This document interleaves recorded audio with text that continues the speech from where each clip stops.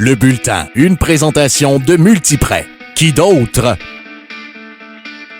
Je voulais absolument lui faire un brin de jasette. Il s'agit de l'entraîneur-chef des Phoenix du cégep André Grasset, Tony Yadaluka. Salut, coach. Ça va bien? Ça va très bien.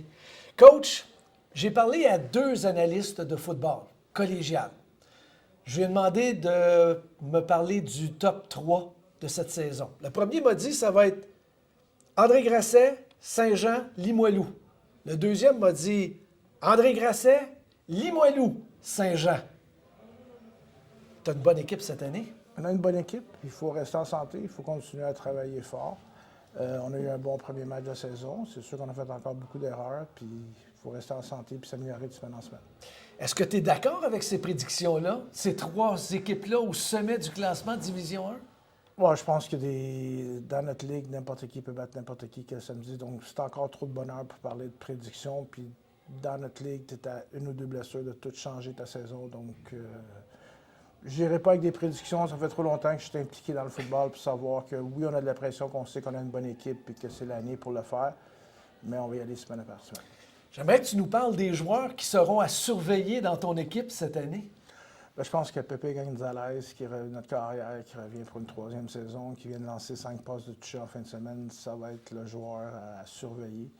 C'est une carrière exceptionnelle. Je pense que depuis que moi je coach, c'est ce que j'ai vu le plus proche de Jonathan Sénécal. Donc, on a des grosses attentes envers lui. Défensivement, il y a Benjamin Blaise qui était à votre émission l'an dernier, qui revient aussi pour sa troisième année. Donc, on a une chance d'avoir deux gros pivots des deux côtés du ballon avec une équipe remplie de vétérans, avec beaucoup de bonnes recrues qui sont rajoutées à cette équipe-ci. L'équipe Québec des 18 ans et moins était composée de 40 joueurs. On avait 8 joueurs dans cette équipe-là. Donc, on a beaucoup de jeunes qui sont arrivés et qui sont prêts à jouer. Donc, ça nous permet aussi d'avoir beaucoup de profondeur et d'avoir des bonnes unités spéciales avec ça. Bon, tu as parlé de Jonathan Sénécal. Pepe Gonzalez, c'est officiel, évoluera maintenant pour l'an prochain avec les Carabins de l'Université de Montréal. C'est une grosse nouvelle. Ah, c'est une super grosse nouvelle. Je sais que Marco l'a coaché durant le tournoi de championnat du monde où ils ont gagné le tournoi. Donc, ils ont réussi à bâtir... Marco qui est ton frère. Marco qui est mon frère. Et qui est coach des Carabins. OK. Une histoire de famille. Exactement. Et dans le fond, on va travailler avec lui pendant un mois pour le championnat mondial. Donc, je pense qu'ils ont réussi à bâtir une belle relation ensemble. Puis que, après avoir gagné ce tournoi-là, ils ont décidé d'essayer de continuer à travailler ensemble puis en gagner d'autres. Il y a des gens qui se posaient la question, qui me disaient, Pepe Gonzalez, c'est le genre de gars qui aurait pu jouer dans la NCAA. Oui, mais le problème avec, pas la faute à Pepe, c'est que les Américains signent un corps arrière par année. Il y a des équipes qui étaient intéressées. Ils l'ont connu un peu tard, donc ils ont souvent dit, tu sais, on a déjà fait une offre à un corps arrière, il faudra attendre, tout le reste. C'est sûr que les portes sont encore ouvertes. Si jamais il y a une offre des États-Unis qui viennent, ça se peut qu'il pourrait changer d'idée. Mais pour l'instant, il veut rester à Montréal, il veut représenter sa ville, puis il joue aussi. Son rêve, c'est de jouer au football canadien dans le CFL. Donc, son idole, c'est Anthony Calvillo. Donc, peut-être suivre ses traces. En parlant de suivre ses traces, je suis venu pour te poser la question il y a quelques instants. Le corps arrière des Carabins en ce moment a déjà joué pour le cégep André Grasset. Est-ce que c'est possible de comparer Pepe Gonzalez à Jonathan Sénécal?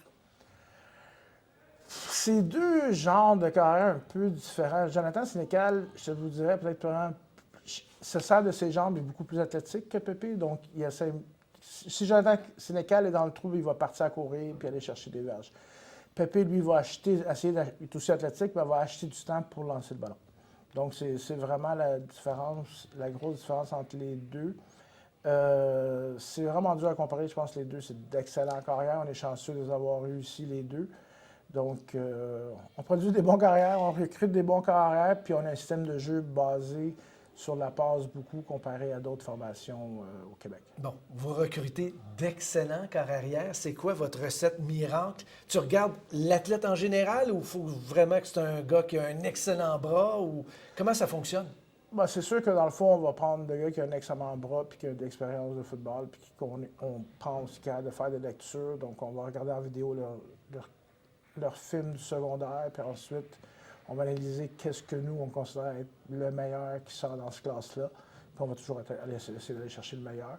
Et nos chiffres avec les carrières nous donnent des bonnes chances de bien réussir. Bon, il y a eu Jonathan Sénécal, Pépé Gonzalez. On va essayer de savoir, avoir un scoop. Y en a-t-il un autre qui s'en vient de on n'est pas rendu encore à regarder 2025. On a 2 carrières de première année qui sont venues l'année passée, qui sont ici avec nous présentement. Les 2 ont un énorme potentiel. Donc, on va attendre avec le temps, voir lequel des 2 qui se développe le plus. Ça va être qui le prochain. Rappelez-vous d'une chose, les prédictions, on disait André Grasset, Saint-Jean, Limoilou ou André Grasset, Limoilou, Saint-Jean. Une chose est certaine, c'est qu'on aura droit à de l'excellent football cette année collégiale Division 1. Coach, merci d'avoir pris le temps de répondre à nos questions, puis on se reparle très bientôt. Merci beaucoup à toi. Merci au bulletin. Le bulletin, une présentation de Multiprêt. Qui d'autre